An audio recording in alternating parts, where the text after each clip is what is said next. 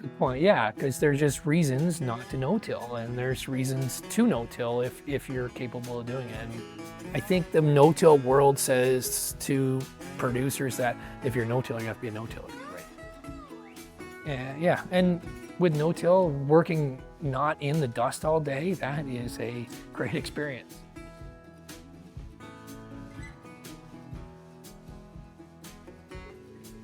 Hello and welcome to this episode of Winning with No-Till. This time we're at Blackstock, Ontario with Scott Swain. Thanks for joining us, Scott, in this conversation. And we're just here to talk about the enterprise of the farm, and you're unique in the group in that you're the one with livestock, and so we'll bring manure into the conversation in a no-till context, which will be interesting to the audience. So if we can start off, just talk about who's currently involved in the farm and maybe talk about it because of the uniqueness of some of the things like the spray operation and such that you partner with some other people. Yeah, sure. So on this farm, we have myself as a full-time employee, one full-time employee, Chris McVicker, my dad that's retired from the farm, but he also would be a part-time employee as on his demands, and my wife would be very seasonal. Whether she's involved in equipment or the livestock side of her operation. And the history of your journey to no-till, when did you start and what were those sort of steps that got you to today? Yeah, so when I came home from school or University of Guelph, my dad was farming part-time, and it was a small amount of acres with old equipment, and we didn't have a lot of tillage equipment at our accessibility to make any time. And I started renting more land. We partnered together, and then I bought a no-till corn planter from a neighbor, and he was my mentor on helping us decide that we were going to go towards as much no-till as we could. Okay, so then, what were those sort of steps from that point to today? Yeah, so I worked with a couple of consultants in the industry, and one had really advised me to go to the no-till conference down in the U.S. And I found that was a real good of experience on how to get your head wrapped around that no-till is the only way to farm. And I followed that path for a while until we kind of found what fit best for I think what worked for us. And it was a bumpy journey. We made a lot of mistakes, or I made a lot of mistakes. Trying to no-till in the same conditions where we were planting before, and yeah, it was a real positive part of our experiences, and a bit negative. And I think we just kept adapting and figuring out what worked better, and it's got us to where we are today. So you had said something to me, Scott, last year, probably late in the fall, that your comment was essentially, I understand why people till. Can you maybe sort of reflect on that a little bit? Yeah, so even this is year of 2024. We had a very wet spring, and I've been put myself in trouble before where we lost our patience and we get in towards the middle of May and haven't got many seeds in the ground. And the reason we were hesitant on planting is we were experiencing, if the ground's too wet, smearing, or opening that furrow, closing it improperly, and then the ground dries out from a wet spring to a dry spring, and we're looking down and seeing the seeds. We were running out of patience, and in some of our wetter land, we just knew we had to find a way to dry it out. And because we have livestock as well, some of our manure applied land, we're just not comfortable always moving that trash on top of the soil with our planter. We hire a neighbor to do some quick till, one pass quick till, and we know we're going to get just the best out of our planter we can get. And generally, I'm going to say in the last 3 years, we would work towards that manure land or heavy seeded cover crop density to some tillage for the first 20% of our land, and then extend into more ranging land where there's a lot of more elevation, steeper hills, and the last 80 or 70% we would no-till, and I'm talking mostly corn. So we'll get to that a little bit more as we go through here. Can you talk about the soil types and the slopes that you're dealing with? Yeah, so we vary everywhere from brick sand to sandy loam to heavier clay. And where we farm some land that we own on Oak Ridge Moraine, and part of that farm is just so sandy that we don't even generally grow wheat there because it would just dry out in the month of July, and we would even change a rotation just to corn and soybeans or a cover crop. And lots of times we even put a cover crop in our in furrow of our corn in those fields. And then when we get into our heavier clay land, it's generally where we're into a lot more hills and quite steep land. And we rent a lot of marginal dirt. And when we originally rented, it doesn't have a whole lot of tile in it, so we'll end up putting some tile in it. And when you say you put tile in rented land, do you have a longer term lease agreement with those landowners because of putting the tile in? We do. Some of our landlords have given us written agreements. Some have given us verbal agreements. And a good friend of mine, that's also a mentor of a cash cropper, told me probably 10 years ago that if he tiled every farm he rented when he rented it, he would have been a lot better off today than. So this soil is from that field up on number 7 highway that you tiled half of it, and the lower part, I guess, which was the wetter part, and then planted the more steep part of that field. And so that's sort of a nice loam, sandy loam soil in there. Yeah, so that was a McGill farm, we call it, and they had that farm and pasture, I'm going to say, for probably 10 years before we rented that farm. They just were changing their lifestyle and it became available. And yeah, so we only did a little bit of tillage this spring on that farm down on the lower side of it. You can see where it was quite wet, and anywhere the higher land we would just continue no till, and it's so steep that anywhere we do work on any of the hills would have significant washouts. So when you look at this field today, or since you planted it and stuff, you know, did you do the right thing? Because the problem is in this farming game, because of the weather difference from year to year, the one thing that's right for a field this year, not necessarily right for the field next year. And so, like, how do you make those decisions on what gets tilled and what doesn't get tilled? Yeah, so I guess to go back to the question you had before, is that do I see a reason for tillage? I really do, especially if you're like for us, if we're scaling in size, because I think the window of planting is the month of May, and we're vulnerable to the calendar whether we like it or not. And if the land and the heat's not drying out the land ourselves, one piece of quick tillage every 4 or 5 years, I don't think has really a negative impact for us. So that just allows us to get in there and keep that planter running. And we have a Kinsey 12-row corn planter that's very forgivable and seems to work very well even in moist soils. So as long as we can keep those traction wheels rolling, then yeah, and we can keep that planting in that mid or first to mid or end of May, we will these sandy to loam soils generally will produce a crop. Can you talk about what the crop mix is and what the rotation is for that sort of fits in with the no-till and reduced-till system? Yeah, so we're a corn, soybean, wheat rotation with a cover crop after our wheat. That would be our main for rotation right now. We have interseeded a lot of corn acres, silage especially, with cover crops. We aren't anymore just because we just didn't see the long-term benefit for all that work that was involved. So a lot of our silage ground, we just go in and plant a cover crop after if the season allows us to. But with the no-till, one of our biggest key things that I think we did that allows us to manage that system best was the RTK on our tractor.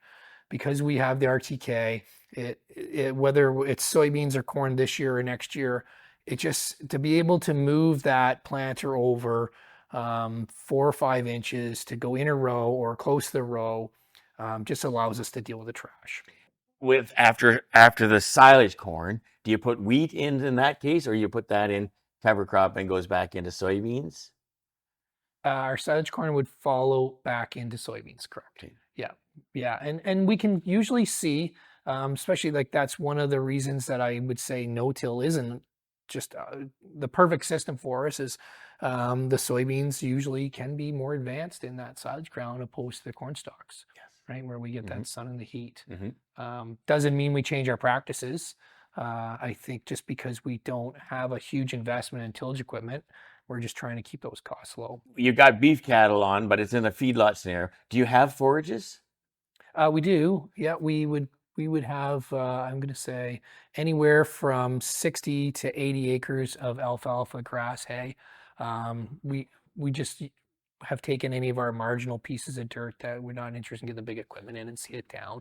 So we haven't rotated that through the rest of our cropping system. And hay is important for us for the introduction of our livestock. So we just like to.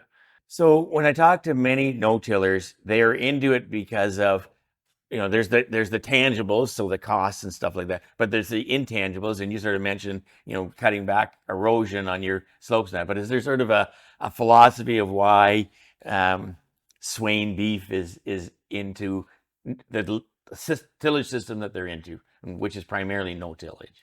Yeah, so the number one reason we were heading into the no-till world was for investment reasons. We needed to buy a planter and a tractor to start scaling up our operation, and we didn't have the financial ability to invest in all that good tillage equipment at the same time. Interesting. So, and either when my dad was farming part time, or I was farming part time, we didn't necessarily have the manpower to be doing both jobs at the same time. So now that I farm full time and he's retired, we keep our operation, I'd say, fairly tight. So our hired man runs a sprayer full time.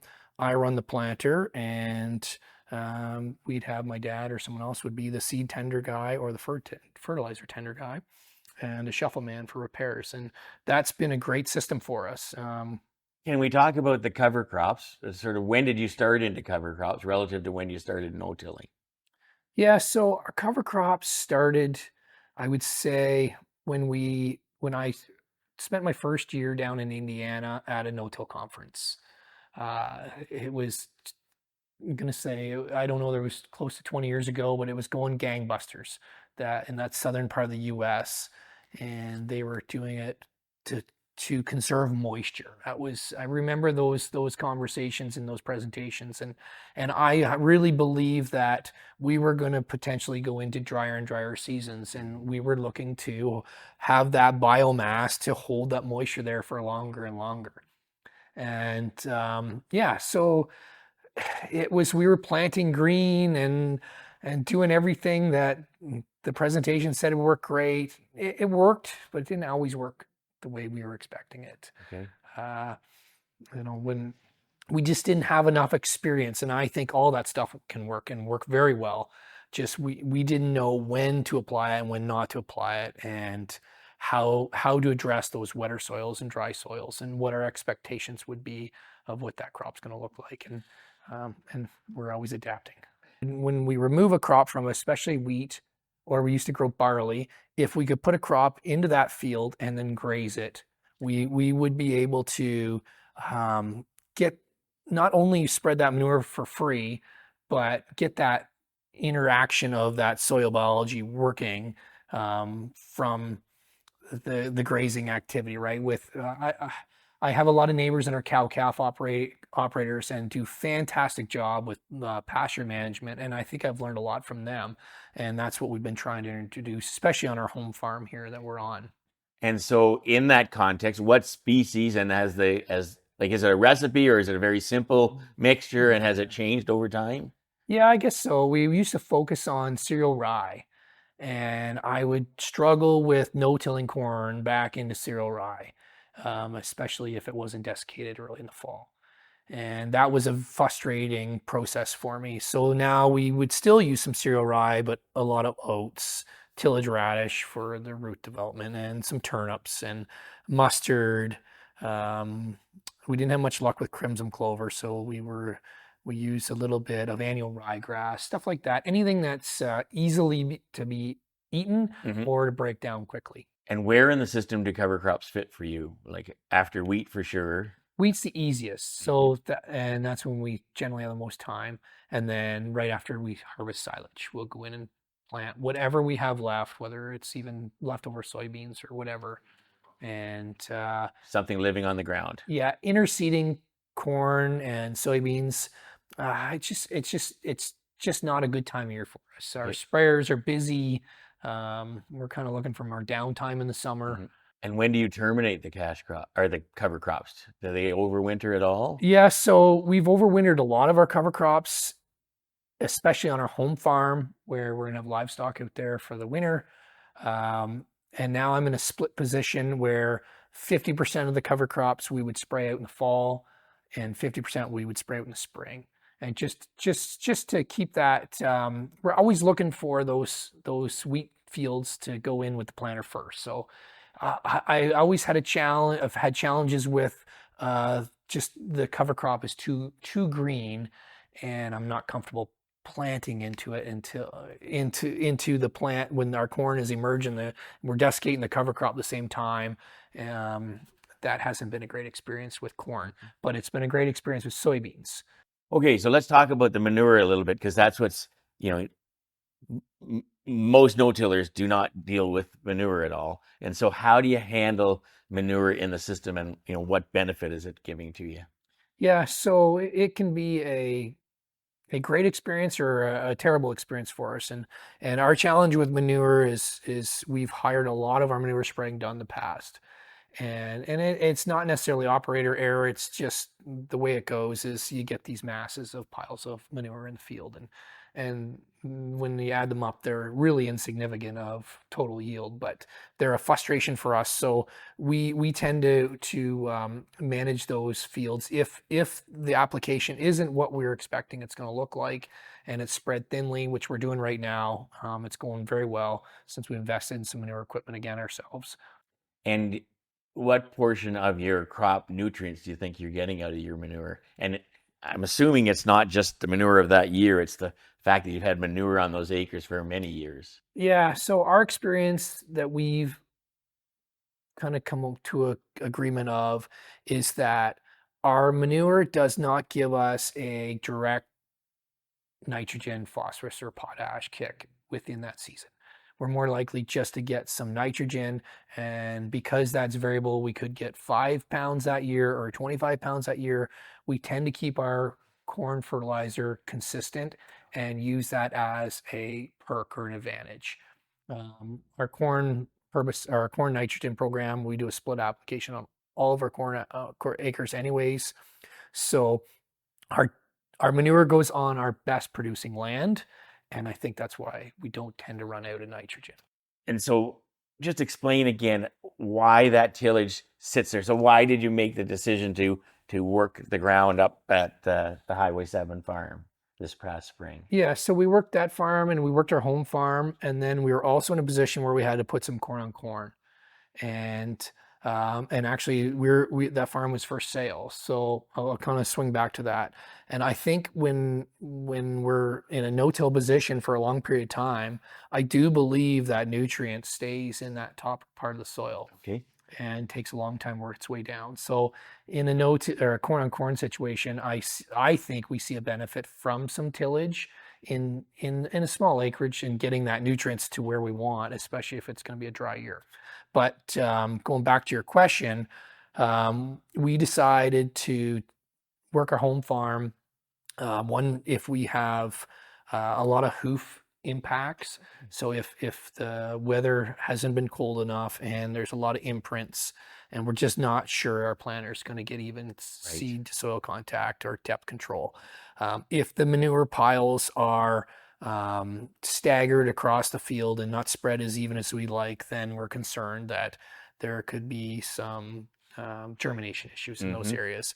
And then moisture. If we're in the second part of, or getting near the first half of month of May, and we know we're sandy loam soil, then we'll hire a quick till come in and get us going.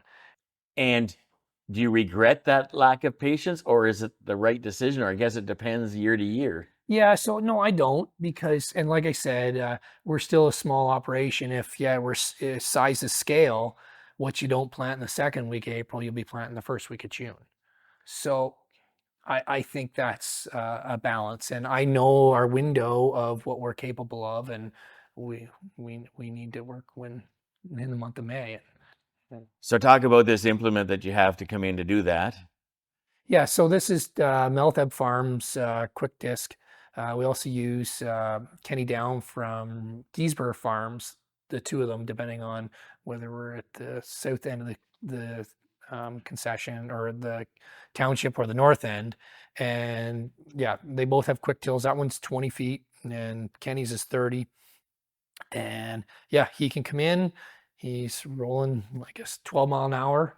It quickly breaks the soil. I try to keep them in that 2 inch range so that we're not getting too deep and just let that top surface dry out. And the reason we're actually using them is we found they were the best machine for leveling fields. That if we rented a farm and it was 5 fields and we wanted it one and we wanted to cross farm where they've been farming for 15 years, that tillage would really level out the soil. So and smooth it out. Yeah, I'm really happy with them. And you think you're losing the sort of no-till effect when you have to do this tillage every now and again? I don't think so. I think the longer we've been involved with no-till, the more we know we have to adapt to what's coming towards us. And I think the no-till world says to producers that if you're no-tiller, you have to be a no-tiller. Right. But I don't think that's the way we're ever going to look at it because And I if don't think that is the right way to look at it. good point, yeah, because there's just reasons not to no-till, and there's reasons to no-till if you're capable of doing it. And if your equipment's wore out, then you can't no-till, right? I think that Right. was the biggest, another learning curve that we learned is if we don't have new discs and we don't have good bushings and our planter isn't rebuilt, then it's not going to do what we're asking it to. So in the tillage side of things, you have neighbors locally that can help you out, so you don't have to own that equipment. What is the equipment that you need to own and it has to be top notch that makes the no-till system work for you? Yeah, just the planter, right? Really? Yeah. Now, how important is the sprayer in the context of the Yeah, I system? guess, sorry. So a planter and a sprayer. Okay. Yeah. So having a self-propelled sprayer has been, um, a game changer for us because we can spray on time, adequately, and multiple acres in a short period of time. And everything gets desiccated, burned down, either pre-plant or within planting. And you have you get the soybeans planted with this unit here, and then No, your cover crops you use your own yes. So Great actually, Plains. so that's the Meltheb's unit. They would plant a percentage of our wheat. Spring Grove would plant some of our cover crops, and then we have an old drill that we would plant a percentage of our wheat and all of our or a percentage of our cover crops. Whoever we'll run the drill when we need to, but all of our soybeans are planted in 30-inch rows. So our corn planter plants our corn, and then it plants all of our soybeans. Okay. And so we don't plant anything in 7.5s other than wheat. And the self-propelled sprayer is kind of a game changer in terms of making the system work. Yeah, we've been really lucky. I've got a couple of neighbors on that. That's a case sprayer. I think that would be our fourth case sprayer we bought new. That were a third, and a third. And we've either operated them ourselves or one of our employees would operate them. And we rotate through that machine. And we have a second New Holland sprayer with a fourth partner. And yeah, it's just given us the capability of covering all of our acres. And our motto was if we don't plant or we don't harvest it, we don't spray it. And the combine, how important is the combine vis-a-vis sort of residue management setting you up for no-till in the next crops? Yeah, so this is a 5088 case combine. We've had it for, I think, 4 seasons. Nothing extreme. We're the biggest residue management, I would say, is our Commer cornhead choppers that allow, I think that really helps us from the matting. We've used a chopping head before, and I just find it's much easier to handle the residue in the spring with the corn planter. Planting soybeans in between the corn rows with those comers. The pieces are smaller, they're easier to move. We just don't have much bunching. We bale 100% of our, well, sorry, 95% of our straw for bedding, so we don't blow a lot back on. So the people that are probably watching this and are thinking to explore, they're kind of wondering, can I make that work with my current planting equipment? So if you're going out to buy a new planter or a new drill, do you think that that is a different unit because you've got significant amount of no-till in the operation than you would buy if you were straight conventional tillage? No, I don't think so. I have not seen the difference. I think all these planters have the capability of cutting well if the discs are not wore out, or the closing wheels, you may be putting an aftermarket closing wheel on, or a no trash, um, some Martins or Yetter trash wheels on it, whether hydraulic or pneumatic or floating. I think it's really your preference on how you want to manage it and how particular you are in the field. But I really think any planner is capable of doing it, uh, as long as it's well maintained. And we talked about the equipment key components of the system. What are these sort of other pieces of the management that is critical to making the no-till system work? Whether we talked about residue management a little bit, you talked about equipment setup and maintenance, crop rotation, cover crops. What about this whole thing about timing and patience?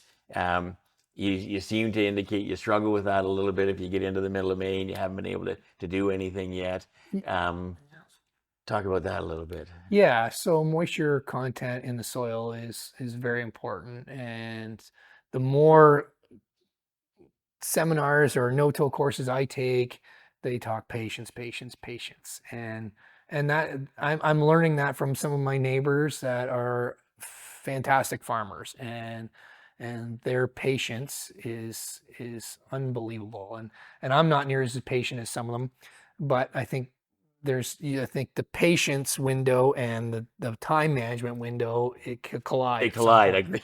And when you get enough, I don't have enough experience, but I think as we're getting more experience, we know what our window is. And I think that means if we're planting too late, we don't have big enough equipment. And I think that's what we would adjust for. But right now, where we are, we can manage that. Now, one question or comment that I'd have for you is I'm just amazed by the genetics that's made available to us today. And does that genetics give you a bit more buffer in terms of, yeah, if I don't get it in on the 10th of May, but I get it in on, the 25th of May, it's not going to make that much difference to my overall yield. Do you buy into that, or you think that because again, one problem that's always been out there is that the whole idea about planting timeliness had two parts to it. It's plant as early as possible when the soil is fit. And the last part of that seemed to fall off of the radar for many people for many years. Yeah, I would agree with you. I'm no expert in genetics or seed varieties as far as that goes, but I definitely am seeing our yields or our our maturity of our commodities maturing much quicker in the window that we are growing in. I think climate change has also had an impact on that, Okay. right? We're generally have more frost-free days, and going to be very careful in saying that we don't have a frost in early September Yeah. this year, but we tend to get that extended season. So our seed wrap is pushing us into longer varieties as well. We talked about residue management. I just have these pictures of this is the wheat field outside the yard here, and you combined it. And I sort of looked at where the combine was and where the combine wasn't. And so you can see on the left side of that picture a lot less chaffiness than sort of right in front of us. And then when I went over to the chaffy part, it was pretty like heavily there. But that drill that you're using to put the cover crops in, and it's still early. That doesn't seem to hinder you very much.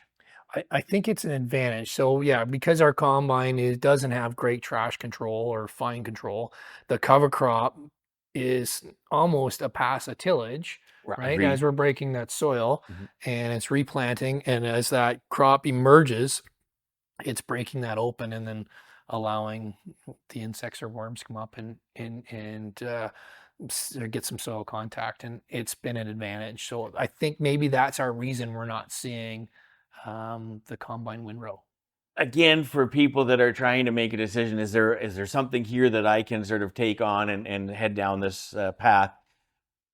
And you've talked about a little bit in the conversation we've had so far, some of the hurdles that you have to think about in terms of no-till or reduced till. And common ones are, fertilizer management. I get the stratification, delayed planting, slower emergence, uneven crops, and even soil compaction. Are these things that you've come up against, or are there other hurdles that you just want to make people aware of as they look to explore maybe following a path towards less tillage? Yeah, so I think fertilizer for us is very important to go inner 2x2 if we can. And I understand why people don't, right? For sizability but for us it's worked very well. And the less times we have to hire someone to apply fertilizer or have someone spread fertilizer, we know how much we're putting down, we know where it is, and all of our crops tend to respond very well to that. Very happy, and especially sandy loam soil where we're really low on magnesium and potash. We're trying to concentrate the best band we can. Um, Going to slow emergence, uneven crops, soil compaction. I think all those factors are usually caused in no-till by planting too soon when it's too wet. And, we've got soil compaction down here on the list. And what's intrigued me about talking to the no-till guys is for guys that in many cases have to be less concerned about compaction because unworked ground carries equipment better, you seem to be even more conscious of soil compaction than the average person because you don't want to have to go and fix some problem that has been driven down deep. Yeah, Like I'm just looking at these new tires that you put on the combine. You went to VFs. Yeah, I think we just know from the industry that's teaching us that compaction has such a long impact and can be devastating for better part of a decade that we just can't afford to make those mistakes. And I think that's as much as harvesting in the fall or spreading manure in the spring, right? That's spreading manure in the spring is just something we really try to avoid unless we need to move some yard waste just to tidy up livestock or clean up some workspace. But it's I think as long as we make a good plan, then we can avoid a lot of those scenarios. And another question for you is with doing, say, that field again on number 7, you got some tilled, some not tilled, and the not tilled is on the flatter ground, and the not tilled is on the upper ground and such.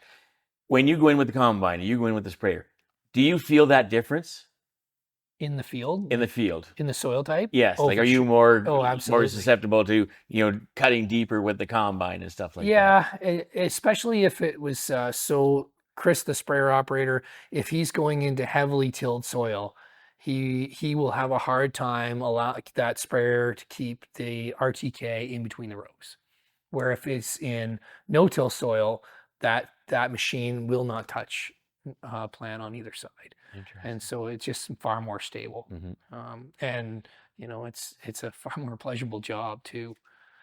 Yeah, and with no-till, working not in the dust all day, that is a great experience. Yeah, nobody's really talked about that. That's Yeah, true. yeah, where you're not cleaning windows every Is your equipment 5 hours. in general cleaner working whatever operation you're doing on no-tilled? Oh, for sure. Yeah. Absolutely. Okay. I would say most of our stuff would stay a lot cleaner. Okay. So, and this is an interesting question because most of the guys have, they struggle to come up with any place that they're losing in no-till. You've identified some places where you're losing in no-till. So maybe just address this a little bit. Um, are there places that, you think the no-till has been hurting you? Weed control, no. I don't think we have had any. I'm going to actually reverse that and say I think our weed control is much better because we're earlier and we're using herbicides that are targeting those problem weeds. We're not waiting. And I think that's very important for us. We're using a desiccate, and whether we're using extend or a pre-emergent, that if we're not getting good control in that emerging corn, we go back, and it's not even a question. We just we're ahead of it, which has made it I'd say a big impact on our yields when we know we're trying to keep that critical weed-free period clean. Okay. Um, Wetter crops, is our crops maturing slower than what they would if we did tillage? I don't really know. I'm going to say I don't think so. I think there's a window where those crops finish, and the only time I would say that's happening is if we were pushing that element of wet soils at planting. Okay. Then we're going to see that poor weak germination where it's uneven. If we hit it proper, or if we hit it timing right, if we're patient, I think we can have the same success as the field beside it. A lot of non-no-tillers really don't like the roughness that the crop looks in that first few weeks after it emerges and such. But the no-tillers that I talk to say, we don't worry about that part of the season at all. It's what happens when the combine gets in there is all that matters. Yeah, and I do. An uneven crop doesn't change itself, in my opinion, and I would see that in the combine. And I'm not saying those guys aren't correct, but if the crop doesn't emerge, and especially a corn crop, it doesn't usually fix itself. And I don't really even mean emergence. I just mean if you look at a soybean field at sort of mid-thigh or like up to your knees in the spring, it can look, the no-till one, you always can tell the difference. But that doesn't always, very seldom is that indicative of a big yield difference. Very true. Yeah, yeah. So, yeah, I think you're right. Interesting.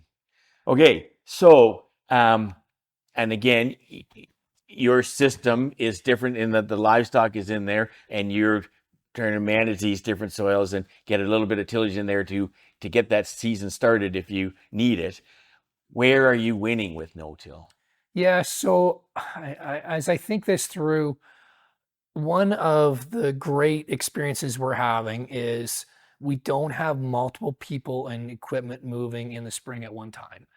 And that generally can cause headaches or breakdowns or restriction of manpower. So if we have a sprayer and a planter running, then it's either the sprayer's operating or the planter's operating. So we're self-contained. So Chris can do his job and I can do my job, and we're not worried about going to help an employee fix something that's above and beyond what they can do. And that allows us to focus on what we're doing and get it done. And I think it'll really allows us to concentrate on keeping that window of planning window really short. Change of heart. Would there ever be anything that would drive you back to sort of full conventional type of a system? Full no, but more tillage would be if we were to increase in size. If we had way more to do and a smaller window and farm more marginal land that was wetter, I think some of that land, one past tillage, they can go. You're able to systemize a system that I see some neighbors that are huge farmers and do a great job, and tillage, they know they can go to that field plant in 2 days, and they're capable of doing so much. And like last question, and we're almost at the end here. Are there any next steps in your operation that see you, changing the sort of footprint and the way you farm right now? Yeah, I think instead of investing in equipment like tillage, we would partner with somebody, or if we can't hire them, then I think, because if we're only going to use tillage in a small fraction of our operation, we would try and bridge that with someone else that it would be a good fit for them and good fit for us. If we're going to scale larger, then I think a bigger planter, bigger combine, and a bigger sprayer. Those would be the three things we would focus on. So just winding down as we finish up here, and any advice to others that will be taking the chance to watch these series in terms of what you should start with if you're thinking about exploring this? Yeah, I don't think I can advise anybody what's right and wrong. That's for sure, because we're just still holding our head above water and learning all the time. And Which is interesting too, Scott, because you say you've been doing this for over 20 years. There's a lot to this. I think there's just a lot to the whole industry. Yeah, it's we aren't better farmers than any of our neighbors, and I think we learn from them every year. And we're in an area where I think a lot of them are sharing a lot of information with us, which has been a great place. But yeah, what I think like weed control, patience, and listen to, pick up what the guys that are doing a really good job are doing. If they're willing to share their information, it's probably right. And somebody trying to approach it by just trying to take a field of their own with their old regular conventional planter and doing that, is that the way to go, or would they be better off to try and rent that job done by somebody that really knows how to no-till, so that the equipment is right, the timing is right, because that farmer is helping them make the decisions? It's kind of hard to go cold turkey with a conventional conventional planter and just drop it in untilled ground. Maybe both. I don't think there's any reason you wouldn't try. Like, there's enough information out there. I don't think it's that complicated. As long as your equipment is capable of cutting a trench and closing a trench, and you can measure your seed depth, that's about it. Good. Okay.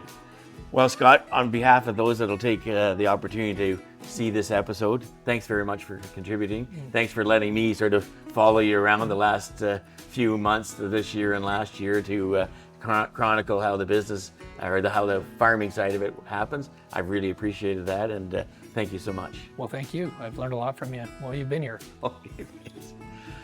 Okay, awesome.